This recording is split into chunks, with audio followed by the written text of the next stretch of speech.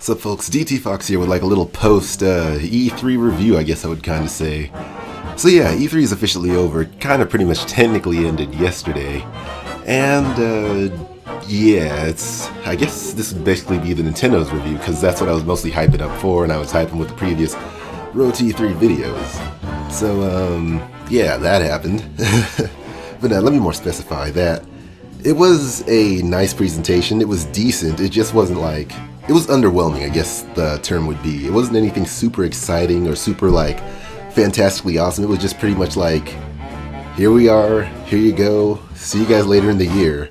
And that's just not what a lot of us were hoping for, especially considering that in the previous day, on Monday, you know, Microsoft did their conference, and like you just heard everyone, or a lot of people, not really be too happy about it. Like, you know, Halo happened and some other game happened, but that was pretty much it. And then Sony did their conference later that night, and you know, it was really cool, but it was also expected. So we figured like, hey, since these guys weren't really doing too much, and Nintendo was just introducing a brand new system that they introduced last year, but you know, they're more clarifying what it was going to do. You know, people had high expectations along with that like, even within the previous week, they were saying, hey, we're going to do something on Monday, we're going to do something on Sunday, we're going to do something on Tuesday, we're just going to like, this is going to be awesome. And they just hyped it up so much to the extent that they were going to be more public with it.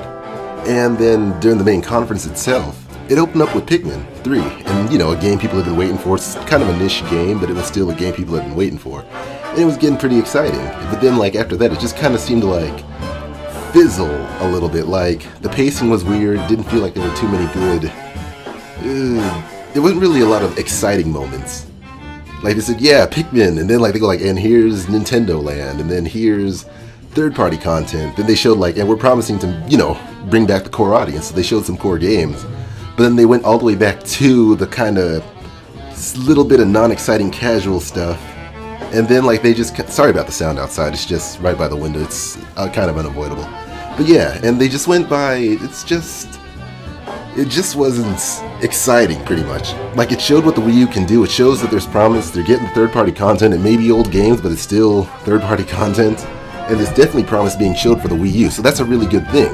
It's just, there was something missing, that key, huge third-party or first-party game that either we've never seen before or that really showcases the system's power. Because so far it shows that it can at least do what the 360 and PS3 can do.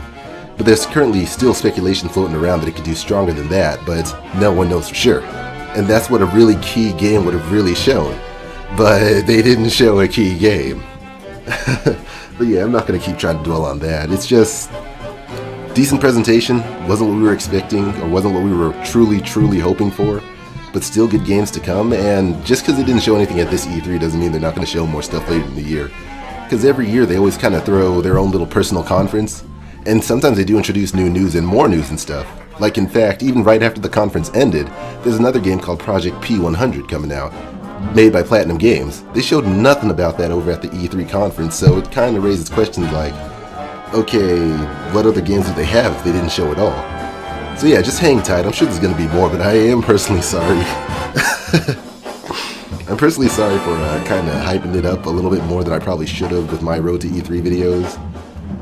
But yeah, you know, beggars can't be choosers, and it was a 50-50 chance. Either it was going to be better or wasn't going to be as good at all, so... yeah, that's pretty much all. I'm going to get back to posting Little Big Planet 2 content along with looking at new games to play. And yeah, that's pretty much it for this account. Just for the sake of reminding, I also have an animation account called Domino Otter. I'll try to put the link in the description and the video if possible. And if you want to check my stupid art, go to dt-fox.deviantart.com. I'll also put a link in there, why not? But yeah, that's pretty much all for this. E3 was kind of a bust, even though it showed promise. Look for more news later in the year, and... yeah, oh yeah, but before I do forget also, whatchamacallit, that one game, Watch Dogs, that seems like the game that pretty much stole the show. Between that and The Last of Us, but I'm not really a fan of survival apocalypse, so I'm going to say Watch Dogs stole the show. If you haven't heard of that game or checked it out, I really recommend checking that out. And yeah, that's pretty much it. I can't believe it actually spanned nearly 5 minutes now, but yeah, I'm going to stop talking, and I'm going to get back to playing and doing more work in animation and comics and video games and stuff. So thanks for watching, or listening, I guess, and I shall see you guys next time. Peace.